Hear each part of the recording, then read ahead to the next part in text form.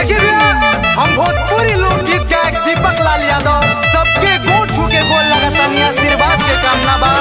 ये album Kashi studio के मालिक प्रेम यादव जी के सौजन्य से होता। हमके आशा ना पूरा विश्वास बा कि आप सबके ये गीत पसंद आई। 22 में फूल तैयारी बा, के आइल अब बारी बा। 22 में फूल तैयारी बा, के आइल अब बारी बा। लेके साइकिल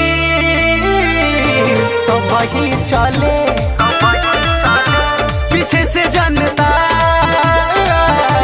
जय जय बोले।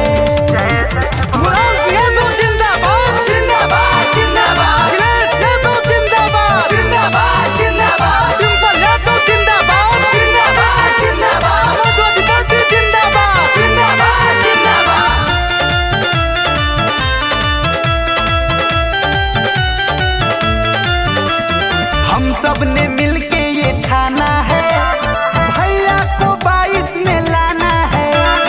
बूढ़ बहुमत से जिताना है, जीत वाला ताज पहिराना है। ये चाचा कहे, ये चाची कहे, ये भैया कहे, ये भाभी कहे। किसी के बात में न आना है, साइकिल का बटन दबाना है। किसी के बात में न आना है, साइकिल का बटन दबाना है। लेके साइकिल